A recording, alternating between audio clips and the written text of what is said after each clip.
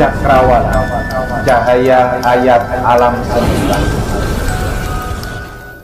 Lintas cakrawala, cahaya ayat alam semesta. Ilahi anta maksudi, waridoka, warahmatika, matlubi. Assalamualaikum warahmatullahi wabarakatuh. Salam Rahayu, salam rahmat Nur Muhammad, salam seduluran sambung rasa dari kita, sang para pecinta cahaya ayat alam semesta, yang pada anugerah waktu dan segala suasana, marilah kita belajar bersama membaca cakrawala, cakrawala cahaya ayat alam semesta, supaya senantiasa kita bersama mampu menundukkan segala keangkuhan jiwa, segala kesombongan jiwa, merasa lebih suci, merasa lebih baik di antara sesama kita. Di malam yang penuh dengan cahaya, ridha rahmat dari Sang Maha Pencipta, saat ini kita lagi berada di alam semesta, di area pabrik tebu, pabrik gula di daerah Ngadirejo, pemirsa. Ini pada dini hari hampir pagi, kita lagi bersama seluruh saudara pecinta cahaya ayat alam semesta, yang kita perkenalkan kepada seluruh para pemirsa bahwa di sebelah kanan saya beliau adalah Kanjeng Doso. Diperkenalkan pemirsa, beliau yang sangat tampan rupawan, penuh wibawa, berjuluk dengan Kanjeng Doso dari area Dukuh, pemirsa. Dan juga sebelah kanannya Ki Aji Pamungkas dari daerah Keras, diperkenalkan beliaunya, pemirsa. Dan juga di sebelah kanannya Ki Aji Pamungkas ada beliau Ki Banjir Sutejo, atau biasa kita sebut dengan Tejo Mantri, diperkenalkan pemirsa. Dan di sebelah kiri kita ini ada Pangeran Kelantan, asli kelahiran Malaysia, yang sangat tampan rupawan, diperkenalkan pemirsa. Juga sebelah kirinya Pangeran Kelantan ada beliau sang pawang hujan kita, Ki Ageng Selo Rejo.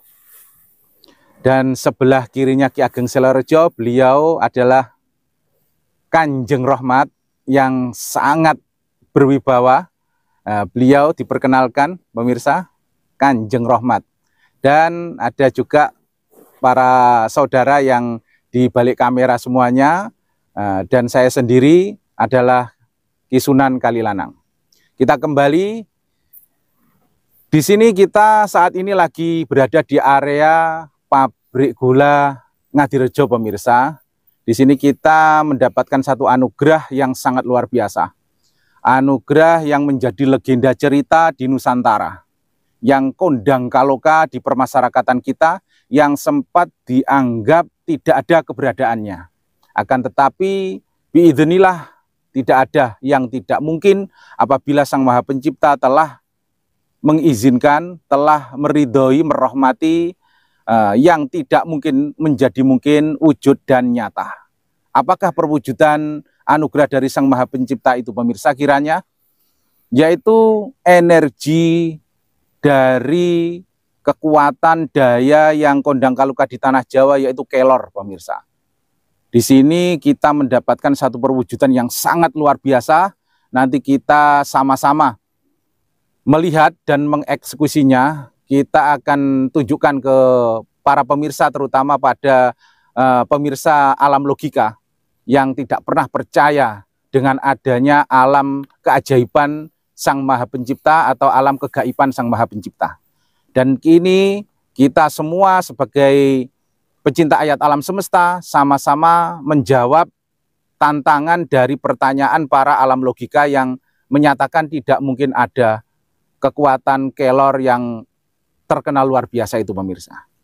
Nah, di sini kita menemukan satu kenyataan bahwa kelor itu punya keajaiban selain yang diakui oleh UNESCO dunia bahwa kelor itu bisa menjadi sebuah energi pengobatan untuk segala macam penyakit jasmaniah di permasyarakatan.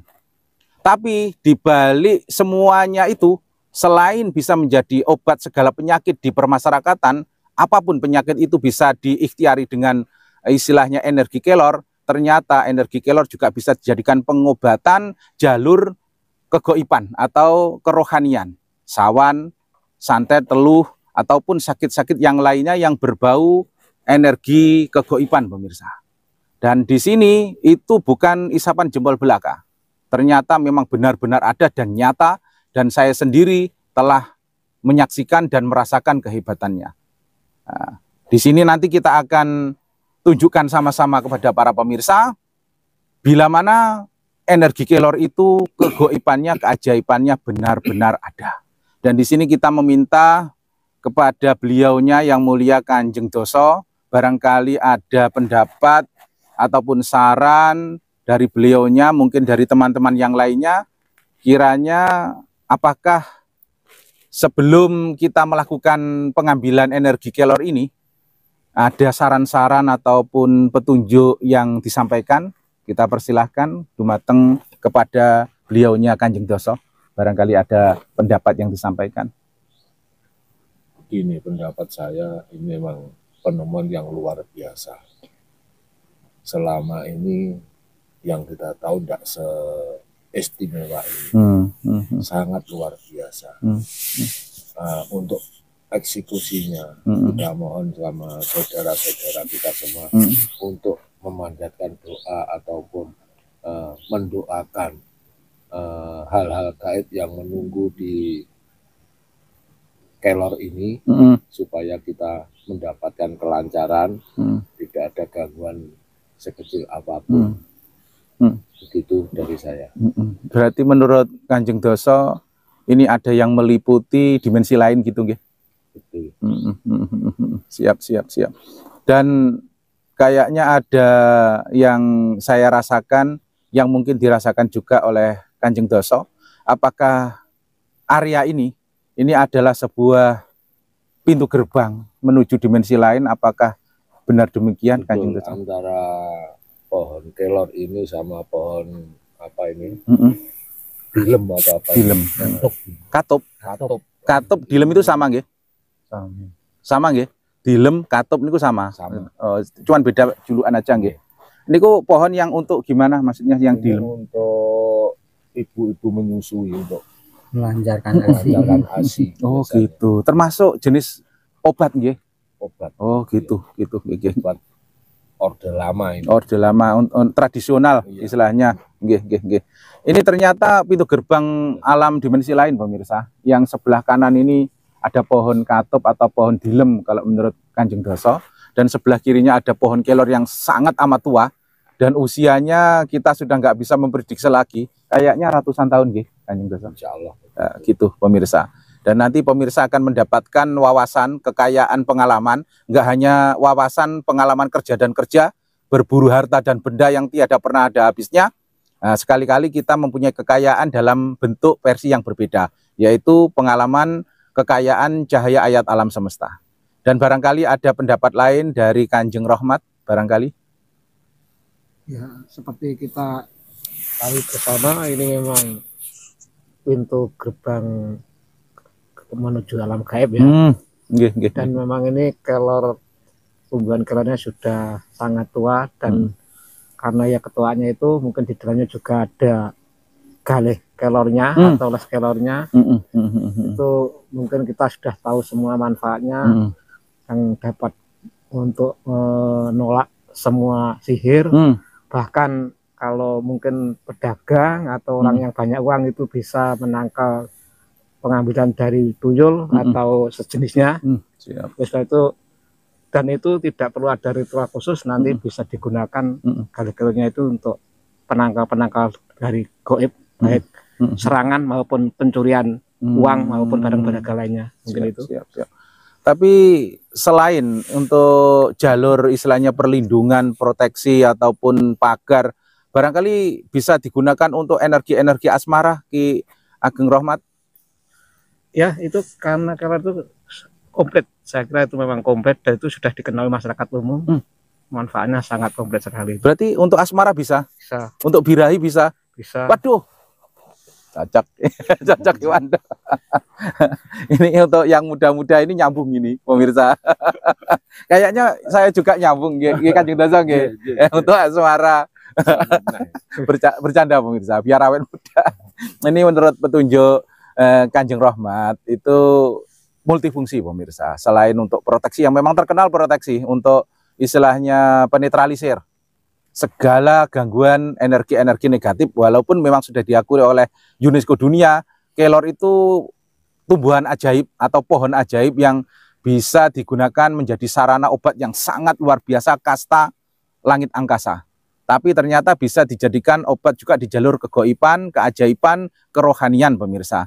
Yang saya terkejut dan bahagia ini tadi menurut Kanjeng Rohmat bisa selain untuk proteksi pagar badan, penetralisiran, perukyahan atau ruatan, ternyata bisa buat asmara Kanjeng Doso.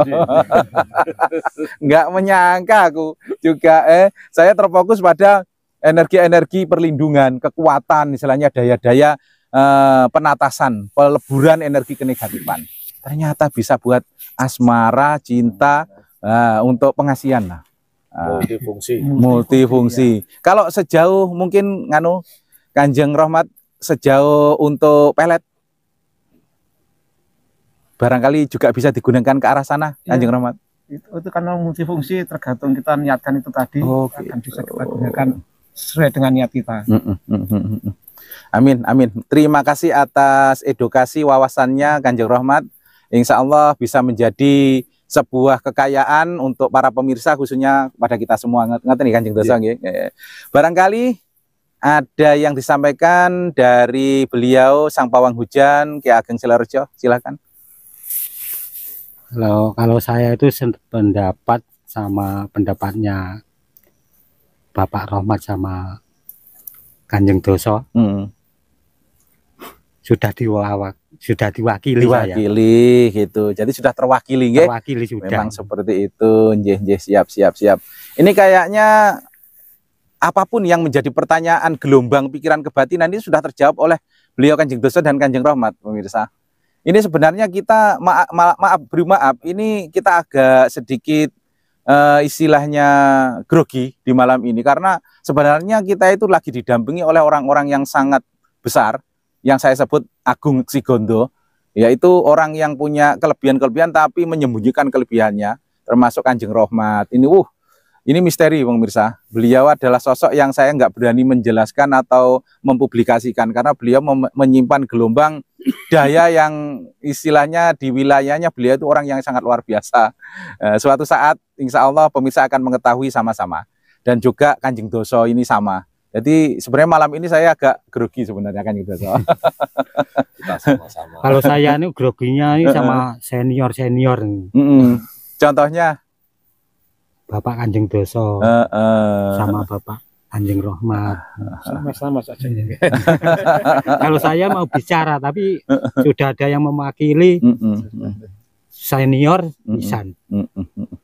Siap. Gak bisa bicara. Barangkali ada yang disampaikan Ki Tejo Mantri, barangkali Ki Aji Pamungkas, barangkali loh ada yang disampaikan apa sudah terwakili oleh beliau-beliau tadi semuanya. Kula pribadi wonten nggih. Pun boten wonten ingkang badhe kula tarak. Nggih. Pun kejawa sedanten kalih Pak N. Oh, siap. Terwakili nggih? Nggih lah. Untuk Ki Aji Pamungkas? Sami kula ngoten. Terwakili nggih? Ngan Pangereng Kelantan? Kami terwakili. Oh, siap. Nggih. Soalnya senior yang mewakili itu. Ya saya sebenarnya sependapat juga pemirsa. Cuman saya juga punya beberapa pandangan, wawasan yang menurut saya ini adalah salah satu perwujudan dari cahaya ayat alam semesta yang selalu menjadi awal dari pembukaan kita.